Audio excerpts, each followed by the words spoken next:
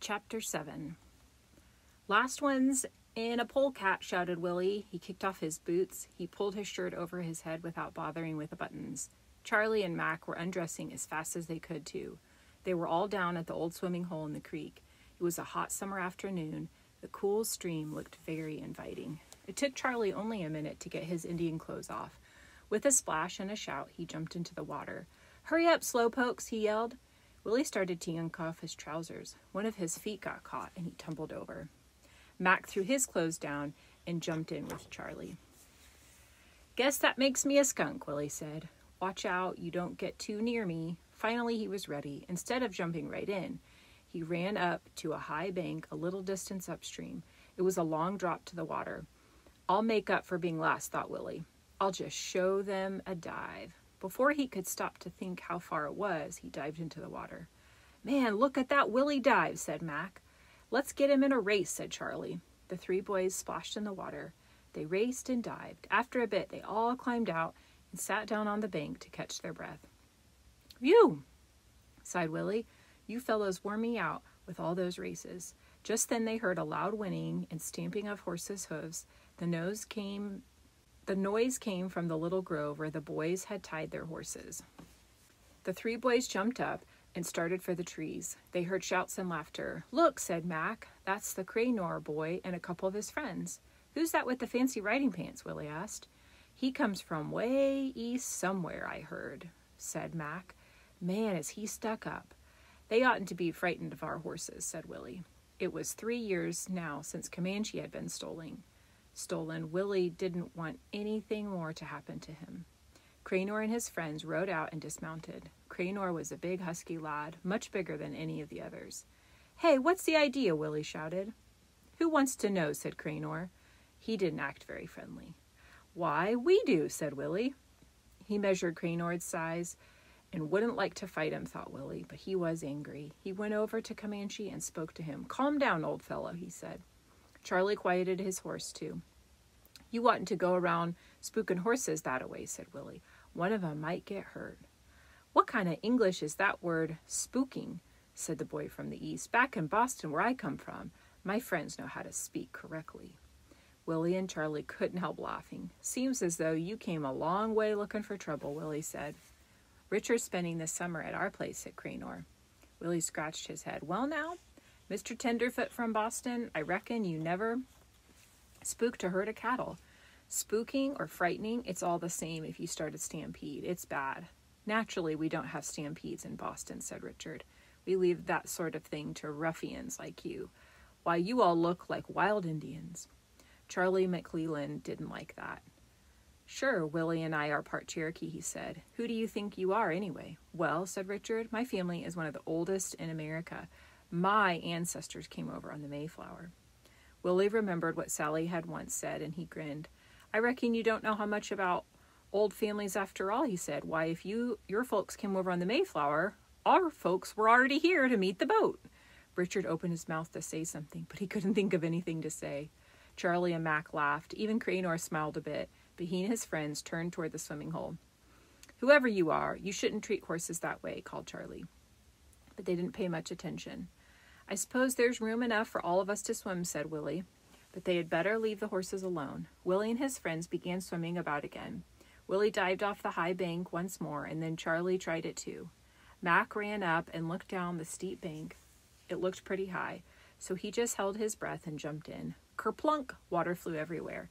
It splashed all over Cranor and his friends on the bank. "Hey, watch what you're doing!" Cranor picked up a handful of mud and threw it at Mac. Mac ran into shallow water.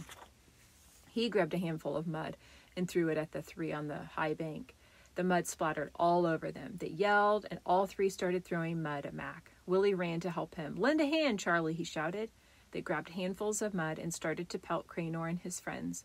All 6 boys shouted and threw mud as hard as they could. Cranor caught Willie in the back of the head with one gooey lump. "You 3 get on out of here and we'll stop," he yelled.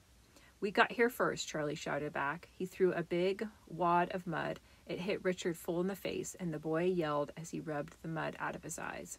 Willie stopped a minute. He patted the back of his head where he'd been hit. This is getting serious, he thought. Somebody's going to get hurt. Just then he ducked a flying chunk of mud. I don't see why they had to come and spoil our fun, he reflected. There's the cool creek flowing quietly along, and here are all 6 of us fighting instead of swimming. Mac let out a yell. That one had a rock in it. Well, 2 can play at that game. There's plenty of rocks here for us. Willie decided it was time to do something. Now looky here just a minute, Mac, he said, and he walked over out into the middle of the battlefield. He yelled, and you fellas up there too. Stop talking and fight, yelled Cranor. Now you listen to me a minute, said Willie. Then if you want to, I'll fight you myself. You know I can lick you, and Charlie and Mac know it too.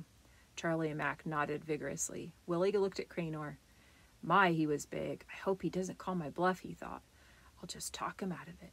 You know, I wouldn't want to have to lick you just because of a little mud. Why, this is all kind of silly. Look at all of us, all covered with this gooey stuff. Look at this nice water, just waiting for us to enjoy it. Why, I reckon there's room for all of us and then some. Willie went on talking, and all the boys listened, and at first they were angry, and they muttered, and they waved handfuls of mud, but as Willie talked on in his good-natured way, they began to feel foolish. Willie was right. What was the use of fighting? Why not be friends and enjoy the swimming hole? How about it? Let's take a swim, Willie was saying. Remember, I can lick any of you if there's any trouble, but let's have some fun. Last one in is a polecat. This time, Willie was in first. I'm with you, said Cranor. I want to get this mud off me. And soon all 6 boys were swimming around, having a good time together. Charlie McClelland swam over to Willie. How'd you ever do it, he asked. Do you really think you could have licked Cranor? Well, now, I guess Cranor isn't such a bad guy after all. Anyway, I made him think I could lick him, said Willie. He hesitated. Still, I'm kind of glad I did. I didn't have to try, though. All through the hot, dry summer, Willie and Charlie and Mac swam and fished and rode their horses. Willie looked after his herd. He kept training Comanche to be a good cow pony. He practiced his roping on anything that moved, and he roped Dan Walker's goats and his calves.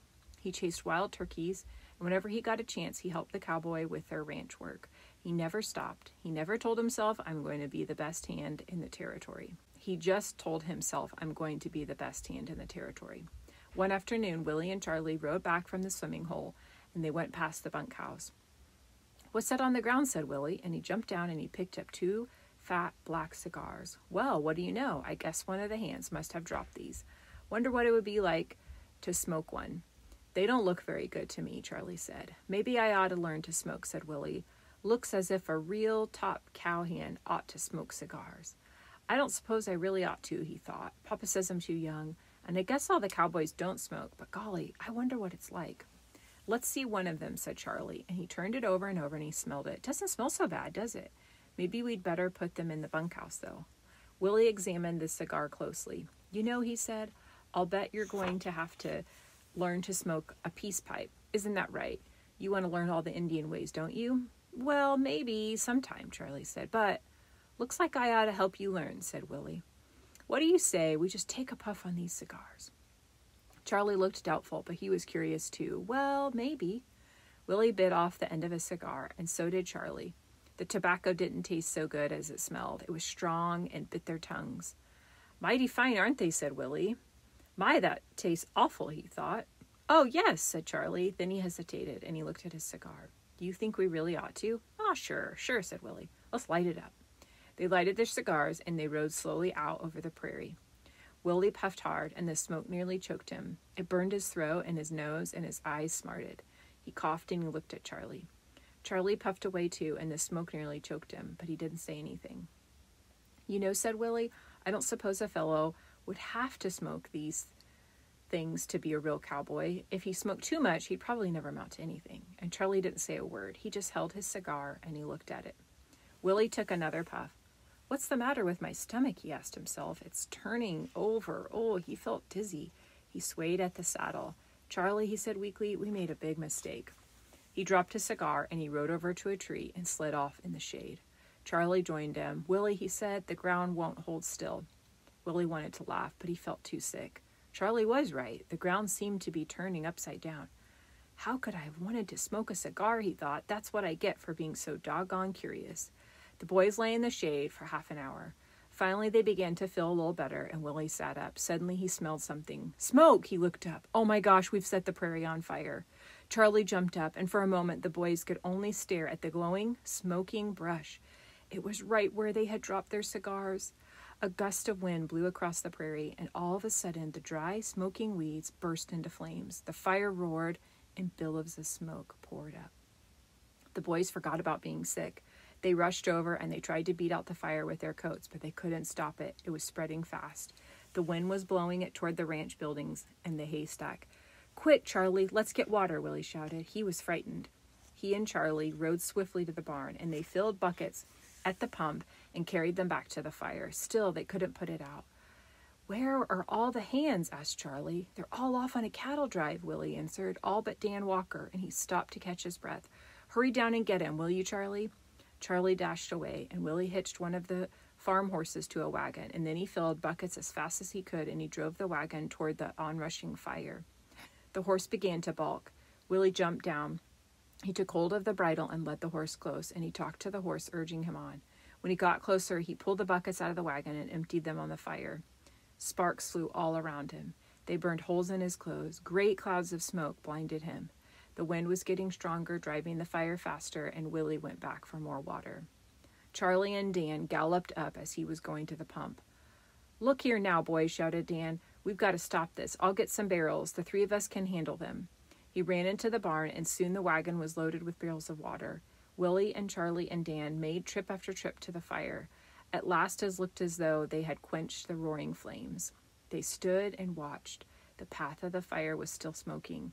Clouds of steam were rising from the water they had poured on the leaping flames. "Thank goodness it's out," said Willie. He hated to think what might have happened. The ranch buildings might have gone up in smoke, all because of his cigar. "I'll never try that again," he resolved. And they heard a cry. Maud was standing on the upstairs porch of the house. "Over there," she called, and she pointed. "Still burning." Willie, Charlie, and Dan ran over to one side. Sure enough, there was a new path of flame, shouting off in another direction. They hadn't seen it because of the smoke. "I'll get it," Willie yelled, and he dashed for the pump. He filled a bucket, and he climbed onto Comanche with it, and they galloped toward the fire. Suddenly, Comanche stumbled, and Willie felt himself sailing through the air. He hit the ground hard, and his arm bent under him, and he felt a sharp pain. For a minute, he couldn't move, and then he started to get up, and he found he couldn't raise his arm. It hurt so badly he had to sit down on the ground. "Darned old arm must be broken," he thought. "How am I ever going to put out the fire?" And Dan and Charlie galloped up. "Go on, I'm all right," he managed to say. Dan and Charlie went on and put out the last bit of fire. Comanche trotted back. Willie could see that he was all right. "You must have stepped in a gopher hole," said Willie. "Guess there was so much smoke we didn't see it." He managed to get up, and he took Comanche's bridle and started to walk back to the house. He began to feel faint and dizzy, and he stumbled, and that was the last he remembered. Willie opened his eyes. He should have been leading Comanche to the house. Instead, here he was in his own bed. He looked at his arm. It was covered with a heavy bandage, and it ached and throbbed. Maud came into the room. "At last you're awake. How do you feel?" All right, I guess," said Willie. "But look at my arm. How did I get here?" "Dan and Charlie brought you in, and Dr. Lane set your broken arm last night." Willie blinked. He could hardly believe it. He started to get out of bed. "Whoa there," said Maud. "You stay right where you are till tomorrow. You had a good shaking up." "Oh, shucks, Maud. I've got to go out and rope some calves today," said Willie. Then he looked at his arm. This was terrible. How could he rope and ride with an arm like that? Why, it would be ages before he could use it. He looked up at Maud, and she understood too. "Too bad, Willie, but it won't last forever. Only a few weeks. You'll be good as new." But I'll have to go back to school then. How will I ever get to be top cowhand this way?" Then Willie remembered about the cigars. It seemed so long ago. If only he hadn't tried that cigar, he wouldn't be lying here in bed with a broken arm. "Oh my goodness," thought Willie. "I wonder if Papa's right. I wonder if I'll ever amount to anything. I nearly burned down the ranch, and I broke my arm." "Maud," he asked, did Charlie tell you how the fire was started?" "Yes, he did, Willie." Maud tried to look very stern. "Oh, I wonder what Papa will say." Willie felt very sad, and he looked very sad. "Cheer up, Willie," said Maud with a smile. "I'm not really angry. You look so sad I just couldn't scold you, and Papa won't be angry either. He'll know you learned your lesson." Willie felt a little better, but He couldn't help worrying about his roping and riding. Why he'd miss so much practice, maybe he'd forget everything he knew. Maybe his arm would be stiff and he couldn't ever throw a rope again. The more he thought about it, the more miserable he felt. Maud was just trying to cheer him up. Well, somehow, he'd have to make the best of it. But what if he couldn't be a real cowboy? Maud, he cocked his head to one side and looked up at her out of the corner of his eyes. Did you ever smoke a cigar? Did I? Oh, Willie, what a question. Maud laughed and laughed. Of course not. Well, don't ever try one, said Willie. He looked sadly at his arm. Don't ever try one. Why, they kick worse than a bunking bronco.